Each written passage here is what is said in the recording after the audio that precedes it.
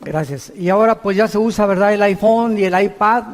Y hay muchos que pues ya ni la Biblia traen el domingo porque ya con su iPad, ¿no? Pero yo siempre les digo, no hay como tenerla así para abrirla, para apuntar, para hacer notas, en fin, ¿verdad? No hay como tener la palabra de Dios aquí. Y pues ya en el avión y todo, pues sí, todo el mundo trae su app ya de la Biblia. Yo traigo 3, 4 versiones de la Biblia para poder estudiarla, pero no hay como ya para estudiarla y oírla y predicarla, tener aquí el libro bien abierto. Muy bien. Abran sus Biblias en el capítulo 8 del libro de Daniel y vamos a comenzar a desarrollar esta conferencia sumamente interesante acerca de un personaje tan controvertido desde hace muchos años, llamado en la Biblia el Anticristo. Y en el capítulo 8 del libro de Daniel, porque es uno de los libros junto con el Apocalipsis que más menciona y detalla el carácter del Anticristo, nos damos cuenta por qué el mundo ahorita está como está. Vamos a ver del versículo 23 en adelante para que más o menos tengan ustedes una idea. Y no es una coincidencia que desde 1946 hayan comenzado a aparecer objetos voladores no identificados, conocidos como los famosos ovnis. No es tampoco coincidencia que han pasado casi 5.500 años de historia y la ciencia, astrofísicos, ingenieros, hidráulicos, arqueólogos, geólogos, no han podido determinar quién construyó las pirámides de Egipto, quién hizo las ruinas de Stonehenge en Inglaterra, las de Machu Picchu en Perú, los círculos grandísimos que están arriba del mar de Galilea, en el norte de Israel, que solamente desde un avión lo puedes ver, y son piedras de más de 100 toneladas, formadas en círculos, apuntando todas hacia los signos del zodíaco y hacia los 4 puntos cardinales del mundo. Hasta ahorita los geólogos y los sociólogos no han podido entender la civilización maya, la misteriosa civilización maya que apareció y desapareció. No saben cómo, no saben por qué, pero ¿cómo es posible que los mayas hace 3.500, 4.000 años, sin telescopio, sin calculadora, sin computadora, hayan podido calcular el año de 365 días, el año lunar, y haber podido tener las investigaciones astronómicas que hasta que Galileo Galilei, 1620-25 más o menos, comenzó a hacer experimentos con los primeros telescopios, los mayas hayan podido tener conocimientos avanzadísimos, cuando la mayor parte de los historiadores dicen que venimos del hombre de Cromañón, del hombre de Pekín, del hombre de Neandertal, que venimos de los changos y que venimos evolucionando, cuando estas evidencias históricas nos demuestran que hace 4.000 años, 4.500 años, eran muchísimo más inteligentes que nosotros. Entonces, o hace 4.000 años o 5.000 años el mundo estaba en la agricultura, ni tractores tenían, y ya estamos hablando de que tenían conocimientos astrofísicos y astronómicos, arquitectónicos, con qué sierras cortaron las piedras de 200 toneladas, cómo los amontonaron en la pirámide de Giza, en el Cairo, en Egipto, con qué sierras de esmeril pueden haber tenido ese avanzado conocimiento para haber hecho lo que hacen. Y han hecho cientos de experimentos para tratar de imitar o descubrir por qué las hicieron, y hasta este momento nadie lo ha podido saber.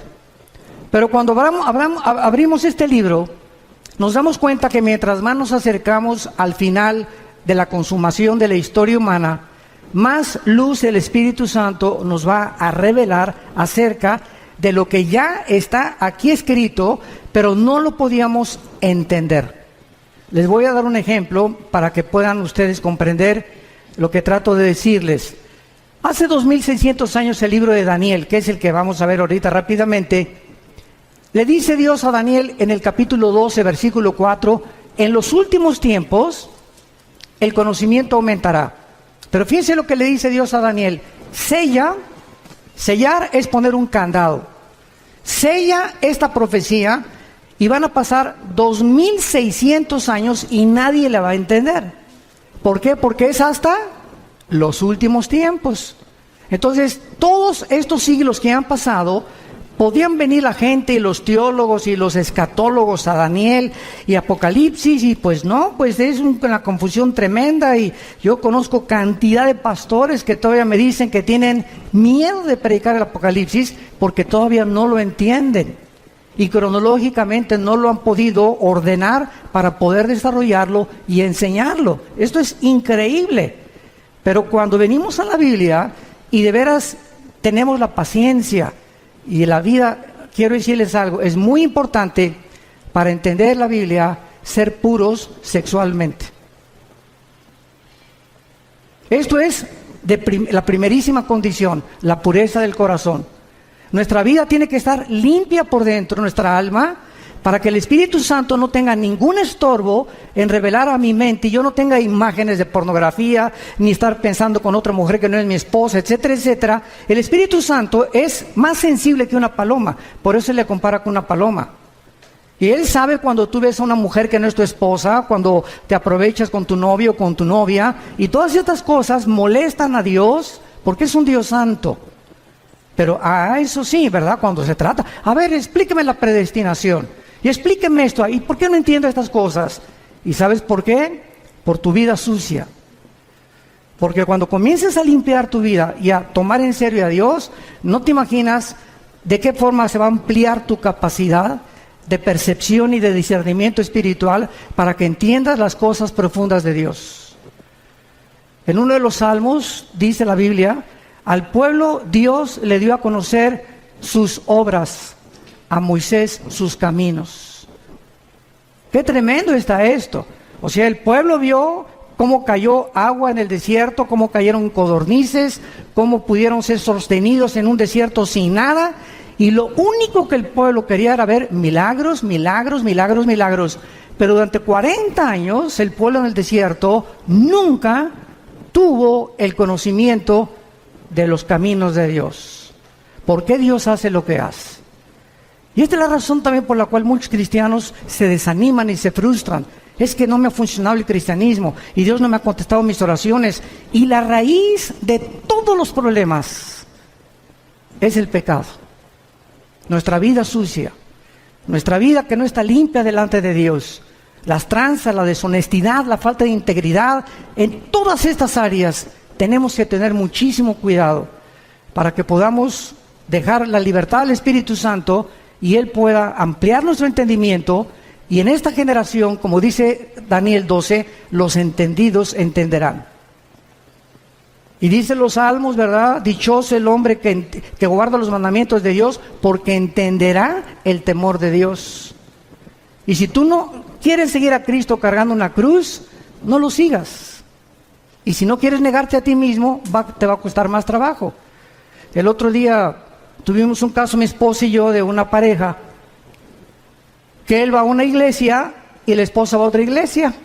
Pero la esposa es la directora de la escuela, es la directora de la femenil de la otra iglesia, pero no quiere ir a la otra iglesia de su esposo. Pero es directora de la femenil y ella dice que quiere seguir a Cristo, pero sin una cruz, porque la Biblia dice que la esposa debe seguir al marido. Entonces, ella si es cristiana debe entender algo. Una cruz es seguir a Cristo haciendo sacrificios. Pero hay cantidad de cristianos que quieren seguir a Cristo con la novia fornicando, quieren seguir a Cristo uno por acá y otro por allá, y dicen que siguen a Cristo. Increíble. Y a Jesús no lo sigues así. Implica sacrificio seguir a Cristo. Tenemos que entender esto y negar nuestros intereses personales. Una mujer de Dios dice: Padre Santo, me gusta mi iglesia, pero mi esposo va a otra iglesia y a menos que no sea una secta, no tienes por qué seguirlo. Pero no era una secta, era otra denominación. Entonces me sacrifico y voy con mi esposo y le voy a dar gusto a mi esposo y voy a orar por él, ¿verdad? Señor, pero yo quiero estar en tu voluntad. Y ahí es donde está la bendición. Pero estamos tan equivocados en tantos detalles tan pequeños que queremos seguir diciendo que somos cristianos y tenemos tantas cosas en nuestra vida que están muy lejos todavía del carácter de Jesús. Acuérdense que cuando lleguemos al cielo, Dios nos va a preguntar, pues, ¿cuántas almas ganaste? Bueno, 5 millones de almas. ¿Cuántas iglesias hiciste? Tuve 600, di cobertura, 800 iglesias. Todas estas cosas que hagamos, a Dios, ¿qué le van a sorprender? A Dios, ¿qué le van a poder decir, verdad? Caray, te felicito, mi hijo, al llegar al cielo. Solo una pregunta va a haber para todos nosotros. Una sola pregunta. ¿Cuánto te pareces a Jesús? ¿Cuánto nos parecemos a Jesús? Dios está formando el carácter de Jesús en nosotros. Dice Romanos 8 que estamos siendo conformados a la imagen del Hijo. A Dios no le impacta lo que hagamos, sino lo que somos. Hay misioneros que yo conozco y pastores que tienen, en toda su vida ganaron 4, 5, 6 almas, o tuvieron discípulos como el que nos guió a mi hermano Alejandro y a mí, un misionero norteamericano bautista, que nos ganó para Cristo, y ganó solamente a 7 personas. Él oró por 7 discípulos. Vino a México y le dijo, Señor, dame 7 discípulos en México, en la Ciudad de México. Y mi hermano y yo fuimos de los privilegiados de estar con este hombre de Dios. Y él se murió y nada más ganó a 7 discípulos. Y los 7 discípulos somos los 7 cristianos, ganadores de almas, y estamos en el ministerio de Cristo. Cuando lleguemos al cielo, todo el fruto que podamos nosotros tener va a ser para Él. Pero Él supo lo que es servir a Dios. Entonces no se trata también de tener grandes multitudes y grandes aquí, cosas por acá, porque ahorita es lo que más llama la atención. Ahorita se trata de hacer discípulos. Yo te pregunto a ti que eres cristiano, desde que tú te convertiste, ¿a cuántas almas has ganado para Jesús? Nadie levante la mano. ¿A quiénes les has hablado desde que te convertiste de Jesús? ¿Tienes alguien en tu casa, tu hija, tu hijo, tu primo, tu mamá, a quien estés discipulando? ¿A quien le compartas lo que aprendes los domingos en la iglesia o en los seminarios? ¿O todo para acá, todo para acá, todo para acá y nada para allá? Y lo que Dios nos da es para bendecir. No recibimos nada que guardemos para nosotros. Todo es, Dios me lo da para darlo. Me da conocimiento para alimentar. Me bendice para que yo sea de bendición. Me fortalece para que yo fortalezca. Me anima para que yo anime. Nunca nos quedamos con nada, porque es cuando comenzamos a vivir para nuestros propios intereses. El anticristo va a ser la personificación de la maldad, la obra de arte de Satanás. Dice en el libro de Daniel capítulo 8 versículo 23, y al fin del reinado de estos, está hablando de Babilonia, el actual Irán, que Babilonia es Irak, lo vamos a ver ahorita, Irak, Irán, Grecia y lo que fue el antiguo Imperio Romano. Cuando terminaran estos 4 naciones y desaparecieran del mapa y volviera otra vez el anticristo a resurgirlas otra vez y a revivir el antiguo Imperio Romano y el Imperio griego para que el anticristo pueda preparar su entrada, dice la Biblia que cuando los transgresores lleguen al colmo, se manifestará un rey altivo de rostro, entendido en enigmas. En otras palabras, Dios no va a levantar al anticristo hasta que la raza humana llegue al colmo. Yo les pregunto, ¿qué es llegar al colmo? La Biblia nos los enseña. Hubo 2 ciudades en la Biblia, en Génesis 18 y 19, Sodoma y Gomorra. Y Dios le dijo a Abraham, oye Abraham, ven para acá. No voy a revelar nada sin que tú no lo sepas. Voy a destruir esas 2 ciudades. ¿Pero por qué? Le dice a Abraham. Porque no hay justos en las ciudades. No los voy a destruir por la depravación sexual que hay, sino porque no hay justos suficientes para que yo no las destruya. ¡Qué tremenda lección de Dios! Y pues ya saben todos, ¿verdad?, que Abraham le dijo a Dios, oye, si hay 50 justos, la perdono. 40, la perdono. No encontraron más que uno solo, Lot. Porque hasta la esposa se quedó convertida de sal. Entonces vemos que Dios actúa cuando llegan al colmo las maldades y cuando los buenos ya no hacen nada. Dice el dicho que los malos duran hasta que los buenos no hacen nada. Entonces vivimos una época, como les decía en la mañana del desayuno, donde estamos acostumbrándonos a que sea normal la inmoralidad que nos rodea. Las revistas, vas al dentista y revistas de pornografía. En la mañana Vidito y Capulina también ya, quién sabe, con chavas arriba de sus rodillas. En las telenovelas ya es un asco, ¿verdad? Todas las cosas que pasan, las películas. Ya es impresionante por todos lados las espectaculares, ya de descarados. Tú vas ahorita, por ejemplo, a Toronto, Canadá, y hay una mujer desnuda de casi 50 metros de altura, el espectacular. Vas a Alemania y en los trenes hay puras fotos pornográficas en los trenes, en los metros de Alemania. En Holanda ni se diga. Entonces estamos llegando a un punto en el mundo donde no nos damos cuenta que está ardiendo el mundo, nuestros hijos están siendo arrastrados. Hay más de 17 millones de sitios pornográficos en el internet. Y tus hijos y mis hijos tienen acceso al internet. Y si no los vigilamos y no los cuidamos, van a crecer infectados en la mente, completamente desorientados acerca de qué es el sexo. Y esta es la razón por la cual hemos llegado ya al punto que Estados Unidos, si el Partido Demócrata hubiera ganado la elección, hubieran votado por los elementos transgénero en junio de este año.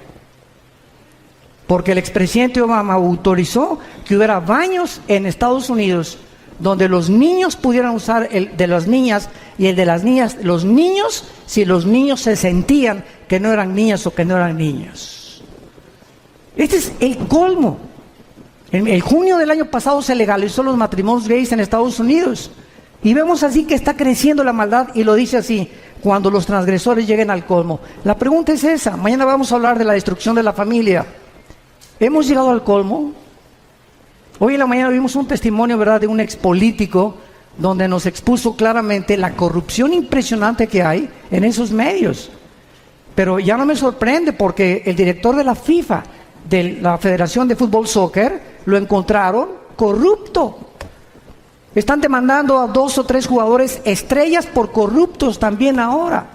O sea, en los banqueros, en el deporte, en los artistas, en todos lados. Un cantante famoso ahorita que le dicen el Sol de México, que quién sé cuántos debe, que defraudó no sé qué tantas cosas. Y por todos lados estamos encontrando que ahora sí que el que no tranza no avanza. Y es una cosa normal que se está manifestando en la sociedad. Cuando los transgresores lleguen al colmo, se levantará un rey altivo de rostro y entendido en enigmas. Muy bien, vamos ahorita a ver un retrato muy claro de lo que es el Medio Oriente. ¿Saben ustedes en qué parte del mundo se encontraba el huerto del Edén? Dice Génesis 2, y nos da la clave, donde estaban 2 ríos, el Éufrates y el Tigris. El río Tigris nace en Turquía y recorre todo el Medio Oriente, son como más de 2,000 kilómetros, y desemboca en el Golfo Pérsico. Y es en esa área geográfica, entre el río Tigris y el río Éufrates, donde se encuentran las 2 naciones, ahorita en el siglo XXI, donde nació la civilización y donde se encuentra en la olla hirviendo y el conflicto que va a desembocar en la Tercera Guerra Mundial, que hablaré en la otra conferencia de esto. En esta zona entre Irak, que en la Biblia aparece con el nombre de la tierra de Sinar, la tierra de los caldeos o Babilonia, y Siria, que aparece como Asiria, vemos que antes la Mesopotamia, o la división entre 2 ríos, que es lo que significa la palabra Mesopotamia, estaban Irak y Siria unidas, no estaban separadas. Líbano, Jordania, Irak, Egipto, hasta 1930, cuando sacaron los ingleses a los otomanos turcos, que gobernaron casi 500 años el Medio Oriente. Los ingleses lo sacaron, y cuando los ingleses repartieron el Medio Oriente y le dijeron a los judíos: ustedes en ese pedacito, ustedes en Saudi Arabia, ustedes aquí, ustedes allá, Francia y Inglaterra repartieron casi todo el Medio Oriente, y se formó el Medio Oriente tal como lo encontramos nosotros. Y si el Medio Oriente no se hubiera repartido en la forma en la que se encuentra, estas profecías no se hubieran cumplido.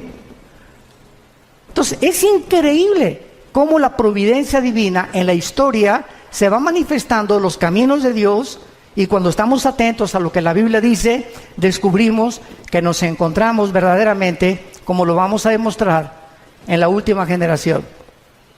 Hemos llegado al final de la historia humana, damas y caballeros. Prepárate para encontrarte con tu Dios, porque se viene sobre el mundo como tú no te imaginas. Así las cosas, así se van a venir. Y dichosos y felices aquellos que no están en glotonería, ni en los placeres de la vida, ¿verdad? Y que han tomado en serio a Dios, que se han santificado, que se han limpiados, porque de ellos es el reino de los cielos.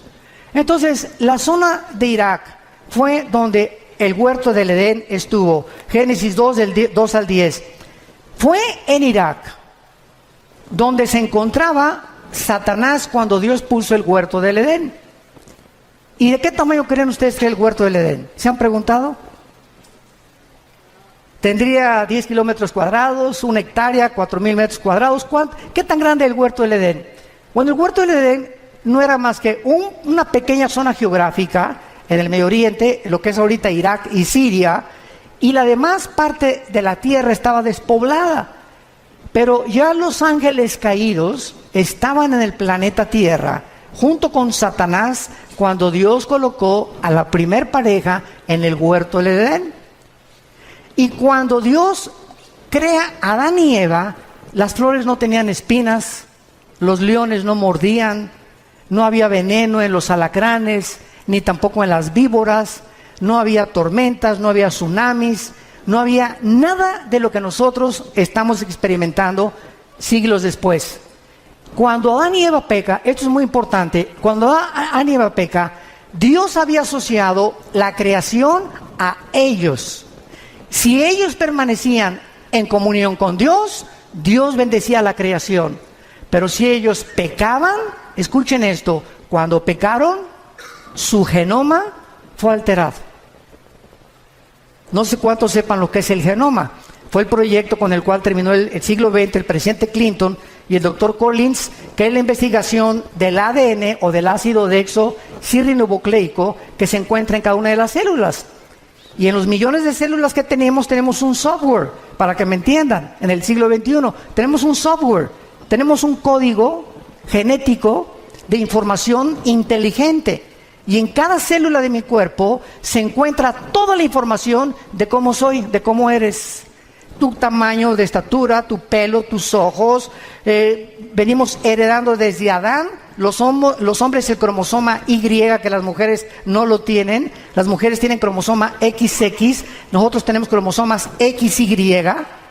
Y esta es la razón por la cual hasta 1860, cuando Gregorio Mendel descubre las leyes de la herencia, que entiende por qué José no podía meterse con María para que naciera el Hijo de Dios. Pasaron 2000 años. ¿Por qué José no tuvo relaciones con María para que naciera Cristo como tú y como yo? Pero se descubren las leyes de la herencia. 1954 el doctor Crick y el doctor Watson descubren la hélice del ADN. El siglo XX termina con el descubrimiento más grande científico de la historia, el proyecto del genoma humano, donde dice el presidente Clinton en la Casa Blanca, hemos entrado por primera vez a descubrir el libro de la vida. Y desde que el hombre comienza a introducirse en el ADN y a investigar el ADN, que es lo que determina nuestra genética de cada uno de nosotros, descubre la mayor parte de los científicos ateos que era imposible que viniéramos de Chita. Que la mentira y el fraude intelectual más grande del siglo XX, darwiniano, como decía el ministro de propaganda de Adolfo Hitler, Joseph Goebbels, cuando una mentira se predica 10 años, 100 años, se acaba aceptando como una verdad.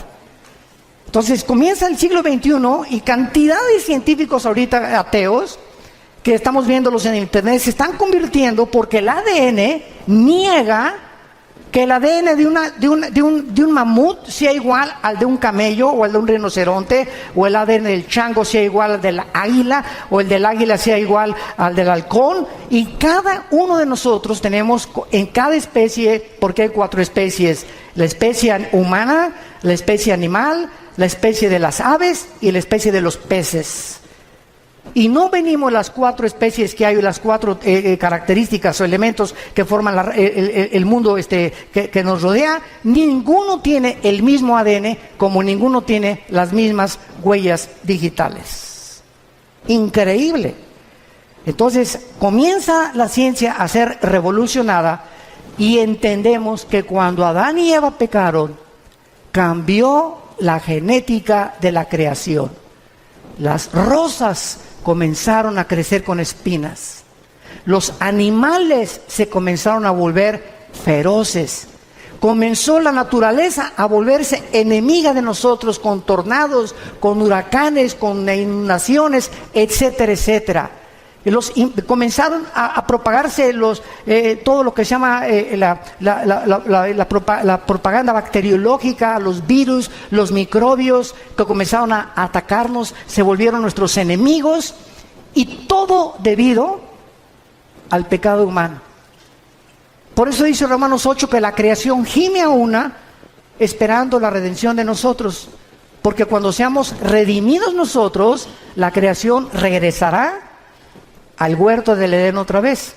Y esto es precioso porque nosotros los cristianos que me escuchan, santos de Dios, toda esta información que les doy es la información que ahorita están buscando los científicos y no la tienen. ¿De dónde vienen los platillos voladores desde 1946? Porque cuando venga el rapto, ¿qué creen que van a decir? Que nos pintamos con los ovnis, que los extraterrestres nos llevaron. Y Alberto Einstein en 1943 demuestra al presidente Roosevelt en Estados Unidos, al doctor Fermi y al doctor Oppenheimer alemán.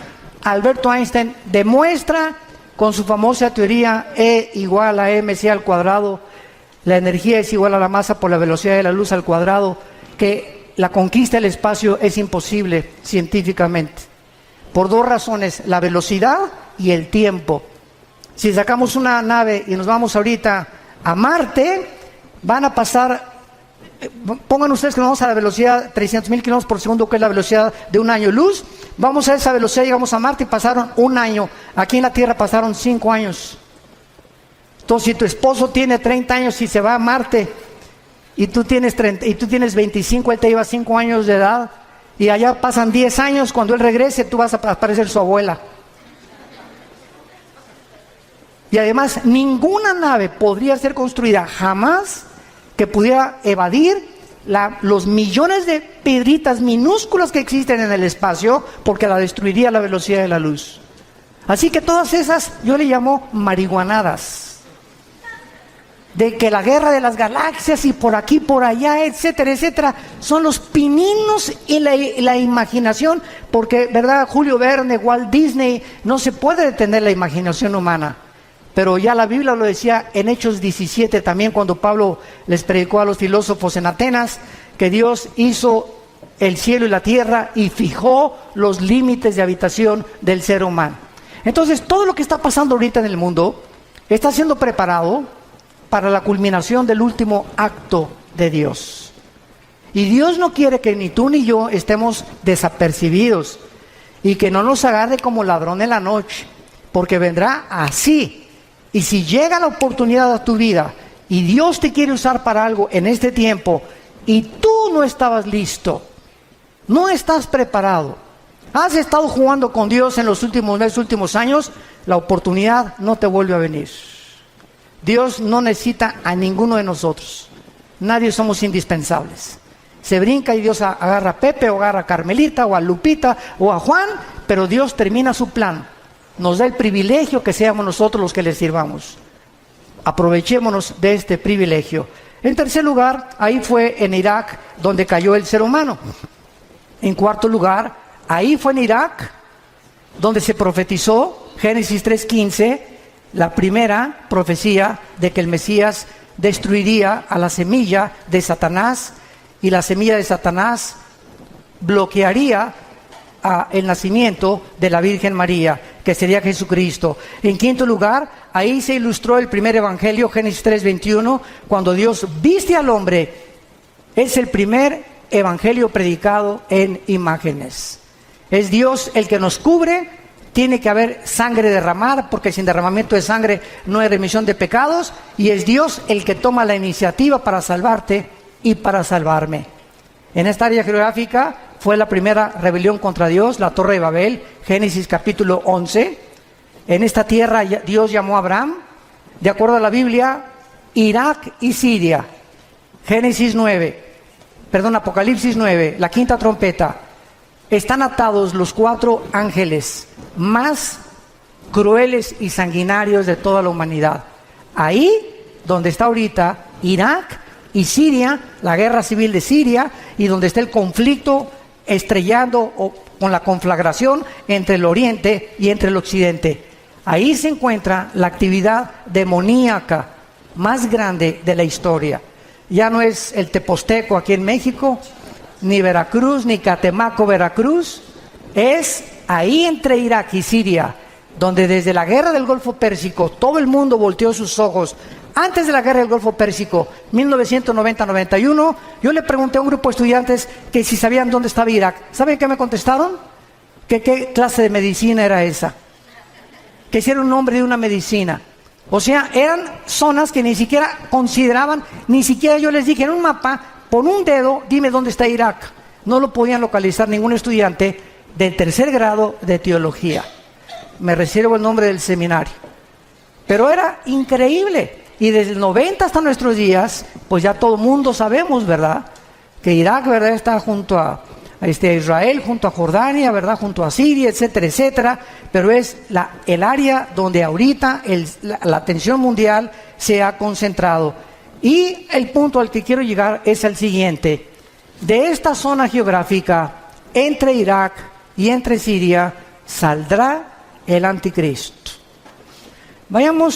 Ahorita regresamos a Daniel, vayamos a Génesis 49.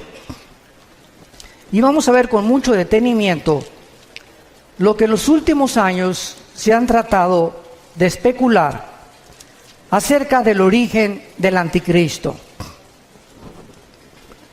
Lo único que sabemos, o que se sabía, sin haber profundizado la Biblia, hasta hace, me acuerdo yo, 25 años, yo desde que me convertí, no sé cuántos de ustedes sepan, ¿verdad?, pero el primer mensaje que yo prediqué en mi vida, hace 40 años, fue sobre la tribulación. O sea, desde que comencé a predicar, Dios me trajo a la profecía y a la apologética, que es la defensa de la fe. Son las dos áreas de ramas de la teología donde me he especializado más, en la profecía y en la defensa de la fe, la apologética. Y desde que comencé a estudiar la Biblia, pues fue algo, ¿verdad?, que yo sentí que era un llamado que Dios me daba para profundizarme en la profecía. Y a través de todos estos años, pues me metí. Yo he predicado 3 veces todo el libro de Apocalipsis, versículo por versículo. Lo pueden conseguir, son 100 conferencias, versículo por versículo, los 22 capítulos. Pero lo he predicado 3 veces, pero lo he grabado 3 veces, pero lo he predicado como 6 o 7 veces en toda mi vida que llevo de cristiano. Y cada vez que lo predico encuentro algo diferente. Y cada vez que predico tengo más luz. Y cada vez que predico, a la luz de los descubrimientos científicos que están sucediendo en el mundo, como lo de la genética, como el proyecto Genoma Humano, etcétera, etcétera, entiendo más por qué hace 2000 años el apóstol Juan en Apocalipsis dijo que el anticristo marcaría con el 666 a la humanidad. ¿Cómo podría ser posible si no se hubieran inventado las computadoras?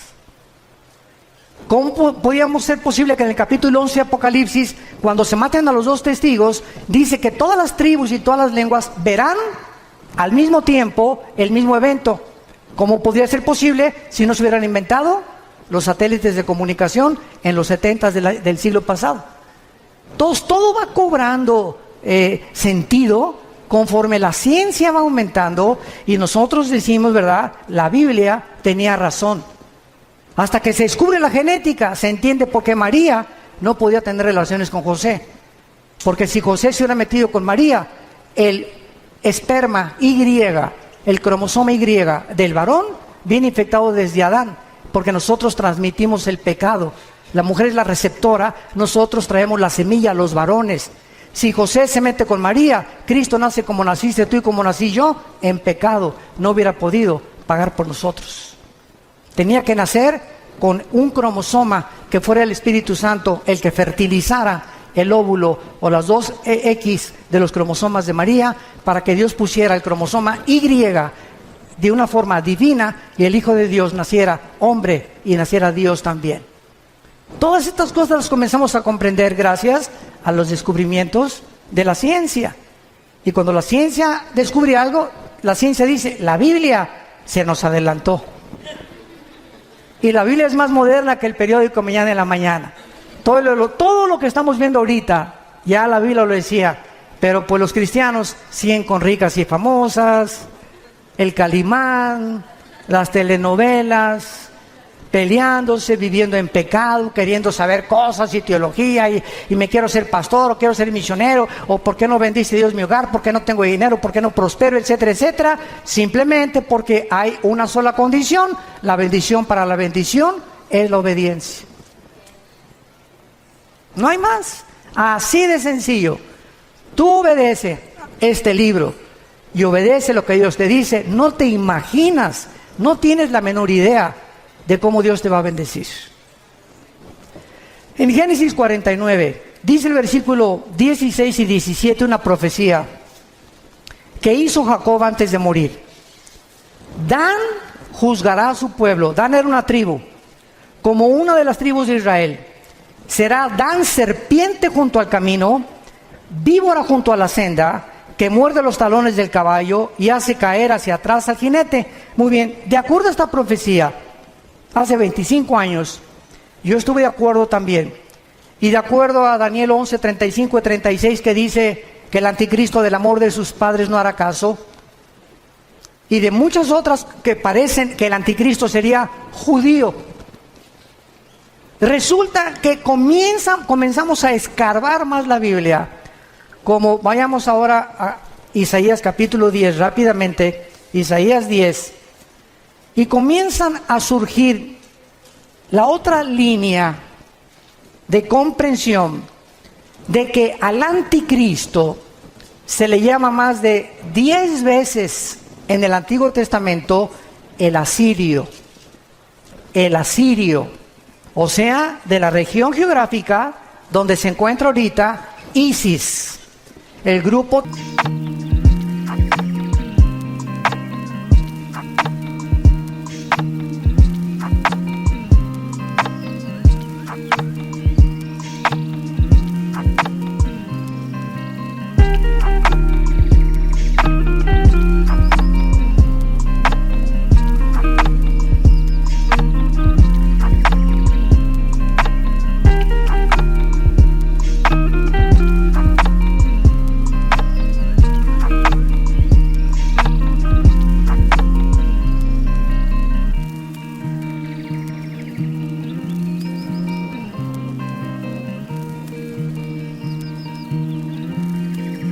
terrorista radical islámico, ISIS. Dice así en Isaías capítulo 10, versículo 5: Oh Asiria, vara y bácula de furor en tu mano he puesto mi ira. Le mandaré contra una nación pérfida y sobre el pueblo de mi ira, o sea, Israel, para que quite despojos, arrebete presa, Versículo 12, ojo, pero acontecerá que después que el Señor haya acabado su obra en el monte de Sión y en Jerusalén, ¿ya la acabó? Todos estamos de acuerdo, ¿verdad? Dios no ha terminado con Israel, no ha acabado su obra con ellos. Después que Dios acabe su obra, castigará el fruto de la soberbia del corazón del rey de Asiria y la gloria y la altivez de sus ojos. Y así ya no me da tiempo de ver todos los versículos, como en Miqueas 5, del 2 al 6, donde también se menciona al asirio viniendo contra Jerusalén en los últimos tiempos. Y entonces hay esto cuando estudiamos teología. Por un lado, hay profecías que ponemos en la balanza, que parece que el anticristo iba a ser judío. Y ponemos en la balanza otros versículos que nos muestran que el anticristo viene definitivamente de Asiria, de donde se encuentra ahorita ISIS. ¿Cómo podemos compaginar cuando encontramos en la Biblia que se predica la predestinación, pero también se predica la responsabilidad humana? ¿Cómo podemos entender que la salvación no se pierde y unos dicen que sí se pierde la salvación? Entonces vemos aparentemente doctrinas o líneas de pensamiento que parece que se contradicen una contra la otra, pero el problema está en nuestra mente y no en Dios, en nuestra falta de comprensión. Vean ustedes este ejemplo del anticristo. Dice la Biblia que saldrá de Dan, que será judío, y dice la Biblia que se le llama el asirio. Muy bien, ¿cuál es lo que compagina o qué escrituras unen a las dos para poder entender de dónde viene el anticristo? En el año 700 antes de Cristo, apúntalo, o sea, hace 2700 años, los asirios se llevaron cautivas a las 10 tribus de Israel. 100 años después, Nabucodonosor, en el año 585 antes de Cristo, 100 años después, vino y se llevó a las últimas 2 tribus. Estas 10 tribus que se fueron a Siria hace, ¿cuánto?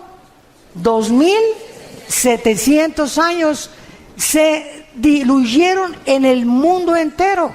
Y ahorita los judíos no saben quiénes son. Hay judíos mexicanos que a lo mejor tú eres y no lo sabes. Hay negritos, hay costarricenses, hay italianos, hay brasileños, hay españoles, hay ingleses. Están revueltos en el mundo los judíos. Y ahorita solamente hay los que creen que vienen de Leví, de la tribu de Leví, y los de Cojén, que son los sacerdotes. Pero de las 10 tribus desaparecidas es el misterio que solo Dios sabe, que los va a levantar 12,000 de cada tribu en Apocalipsis 7. Entonces, ¿cuál es la respuesta? Que el anticristo puede ser judío y al mismo tiempo ser asirio. ¿Sabían ustedes que ahora los sociólogos están llegando a corroborar que Hitler era judío? Que tenía raíces judías tu paisano. Increíble, ¿no? Han pasado siglos y comenzamos a descubrir cosas que dices, Dios mío, güey, a lo mejor yo no sé ni de dónde vengo, pero tenemos antecedentes de quién, a lo mejor te sientes hasta de Pancho Villa. Pero así es la genética. Entonces el anticristo, ¿verdad?, surge geográficamente de Asiria, y es lógico, ¿verdad?, que también haya sido perteneciente a una de las tribus de los judíos, que es la tribu de Dan. Ahora, cuando este líder de ISIS declaró que querían establecer el califato en todo el Medio Oriente y borrar la frontera entre Irak y entre Siria para establecer el califato, la palabra califa significa el sucesor en el idioma del Islam. Entonces los califas eran los que decían que eran sucesores directos de Mahoma. Y el musulmán está dividido en 2 ramas, en los sunnis, que son el 85%, ISIS es suní, y los chiitas, que son el 15% que viven en Arabia Saudita y en Irán. Y casi todo el Medio Oriente son sunnis, son los que controlan y matan a sus hermanos chiitas porque dicen que son los únicos sucesores de Mahoma. Entonces, este conflicto que está ahorita en el Medio Oriente es precisamente el que va a pavimentar la próxima guerra para que salga el anticristo, como lo mencionamos en esta mañana. El anticristo tendrá poderes sobrenaturales satánicos. Vayamos rápidamente a Apocalipsis capítulo 13 y veamos lo que el apóstol Juan menciona acerca del poder impresionante que el anticristo tendrá, y algo muy importante que les quiero compartir. La mayor parte del mundo cree que el anticristo va a gobernar el mundo entero. ¿Por qué? Porque aquí en Apocalipsis hay un versículo que dice que estará sobre todo tribu, lengua y nación. Pero lo mismo se dijo de Nabucodonosor en su tiempo. Y era tribu, lengua y nación del tiempo en que Nabucodonosor vivió y de la nación de Babilonia. Alejandro el Magno se menciona que también abarcó el mundo entero conocido. ¿Cómo sabemos que el anticristo no va a gobernar todo el mundo? Porque en Daniel 11, 40 al 45 dice que el rey del sur se levantará contra el rey del norte, harán guerra contra el anticristo tendrá que destruir Egipto, y en Apocalipsis 16, 12 al 16, dice que los reyes del oriente vienen al Armagedón, Joel capítulo 3, al valle del Megiddo o al valle de Jezreel, a pelear contra el anticristo. Entonces, el anticristo va a gobernar 10 naciones nada más, 5 de Europa y 5 del Medio Oriente, que pertenecían al antiguo imperio romano, que es otra profecía del capítulo 2 de Daniel, del estatua de Nabucodonosor, que representa los 10 dedos y los 10 cuernos de Apocalipsis capítulo 17, que tampoco nos daría tiempo de poder cubrirlo. Pero en Apocalipsis 13, dice el versículo 1, me paré sobre la arena del mar, y vi subir del mar una bestia. Y esto es interesante. ¿Por qué se llama bestia al anticristo? Si ustedes han estudiado Daniel, capítulo 7 y capítulo 8 de Daniel, dice la Biblia, vi a 4 bestias que se levantaron. Una era como un oso, la otra era como un leopardo, la otra era como un león, que son Babilonia o Irak, que son Persia, que es Irán, y que es Grecia. El leopardo, las conquistas de Alejandro el Magno. Pero cuando se descubre la 4ª bestia, no hay un nombre que el Espíritu Santo haya podido definir o adjudicarle al 4º imperio, que es el del anticristo, más que una bestia terrible. O sea, de acuerdo al Espíritu Santo, no hay una bestia tan sanguinaria, depredadora, que se pudiera utilizar como un ejemplo para poder compararlo con la ferocidad, la crueldad, el odio y el orgullo y la altivez de este hombre que será la obra maestra de Satanás. Y por eso se le llama simplemente una bestia. Y la palabra bestia en el griego, terión, es una bestia depredadora. No es un animal como un perro que es domesticado, como un caballo o como una gallina, sino que son bestias depredadoras, porque esta es la naturaleza que tendrá el anticristo. Y vean ustedes de dónde surge el anticristo, de acuerdo a Juan. Me paré sobre la arena del mar. ¿Dónde estaba Juan cuando escribió esto? En el mar Mediterráneo. De esa zona del mar Mediterráneo es donde el anticristo va a surgir, no de México, de Querétaro menos. Ni de Inglaterra, ni de Italia, ni de Alemania, ni de Brasil, ¿verdad? El anticristo va a surgir del área geográfica donde ahorita, en el siglo XXI, se encuentra Irak y Siria. De esa área en la que está a punto de estallar una guerra, una vez que esta guerra explote, él saldrá de las ruinas a tratar los tratados de paz, a ofrecer maravillas de soluciones a la pobreza, a los problemas entre los árabes y los judíos, a los problemas bancarios, a los problemas de la economía, y el mundo se quedará absorto ante la inteligencia y los poderes sobrenaturales del anticristo. Dice en el versículo 5, también se le dio una boca que hablaba grandes cosas y se le dio autoridad para actuar. ¿Cuánto? 42 meses, que equivalen a 3 años y medio. Es todo lo que el anticristo va a gobernar. Los primeros 3 años y medio de la tribulación será para consolidar su reino y su imperio, y los últimos 3 años y medio será para poder pelear y tratar a través de la fuerza y de la violencia y de comprar y de corromper a muchos reyes y gobernantes del mundo su imperio, y tratar de gobernar el petróleo en el Medio Oriente, porque debajo de Irak, de Arabia Saudita y de Irán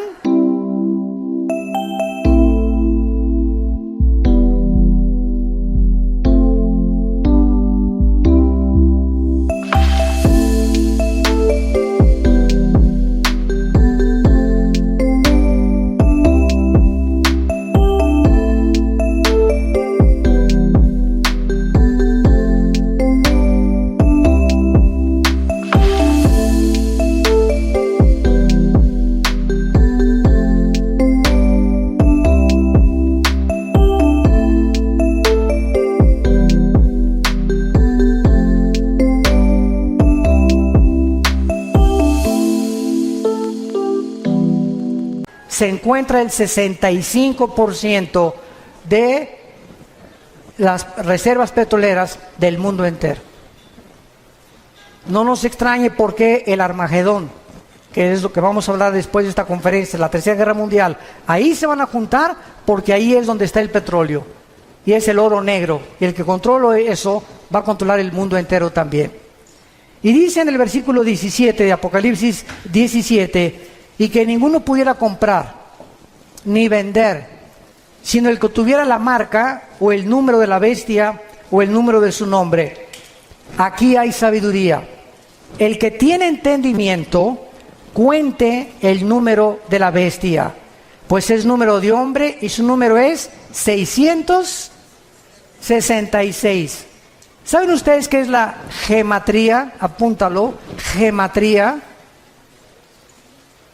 Es la rama de la teología que estudia el valor de los números en las letras hebreas y griegas. ¿Por qué Dios escogió que la Biblia fuera escrita no en totonaco, ni en maya, ni en zapoteco, ni en otomí, ¿verdad? Ni con los aucas, o ni siquiera en lenguaje español o italiano o francés? ¿Por qué Dios escogió dos idiomas, el hebreo y el griego? ¿Por qué? Dios lo que hace, lo hace con un propósito sabio siempre detrás. Porque el hebreo y el griego son los dos únicos lenguajes que cada palabra tiene un valor numérico. Por ejemplo, la famosa V de Víctor en el griego representa el 5, la X al 10, el 50 ¿cuánto? Ni sabes. La D, ¿verdad? El 50, el 1000, ¿verdad? Entonces, cada letra tiene un valor numérico, se llama la gematría. Cuando el Espíritu Santo escogió el 666, ¿saben qué significa? Porque dice aquí hay sabiduría, el que le entienda. ¿Cuál es el número de nosotros? El 6. ¿Cuál es el número de la Trinidad? El 3. 6, 6, 6 es el hombre elevado a Dios, elevado a la deidad, que es el sueño que Satanás le dijo a la mujer: serás como Dios. Entonces el anticristo es la obra maestra de un ser humano que el Satanás toma y lo eleva a la capacidad de ser un Dios, aunque no era un Dios. Por eso se le llama el 666, el hombre elevado a la deidad o a la divinidad. ¿Qué es lo que Dios quiere? Que nosotros tengamos cuidado. No somos dioses, no somos autónomos, somos agentes morales responsables, no nos creamos a nosotros mismos y debemos nuestra obediencia al Señor. Padre, te damos gracias por tu palabra en esta tarde, por permitirnos rascar simplemente tus profecías y tener un poco más de conocimiento de tu programa y de tu plan en la historia y para los tiempos humanos. Te pedimos, Señor, que cada día que pase recordemos el consejo que le diste a Josué. Josué, hay 7 naciones delante de ti en Canaán, y te voy a dar el secreto, Josué, para la victoria. No es con espada ni con ejército, no es con la valentía del caballo, no hay sabiduría, ni conocimiento, ni inteligencia contra Jehová. Josué, de día y de noche, medita, lee, memoriza mi palabra. Este es el secreto de la vida para poder vencer. Llena tu corazón de mi palabra, memorízala, reflexiónala, pondérala, piensa en ella de día y de noche. Y te prometo algo, Josué, todo lo que hagas va a prosperar, porque has creído lo que te he dicho. Oh Dios, que podamos ser hombres y mujeres de tu palabra, que podamos tomar en serio tu palabra, que no solamente la leamos el domingo o un devocional de 15 minutos, sino que la memoricemos, la estudiemos, la profundicemos y la guardemos en nuestro corazón todos los días, para que descubramos el poder la energía que nos da tu palabra para sostener nuestro cuerpo y nuestra mente libre de opresión, de estrés, de incertidumbre e inseguridad para el futuro. Porque yo guardaré en completa paz a aquel cuyo pensamiento en mí persevera, dice el Señor. En el nombre de Jesús. Amén.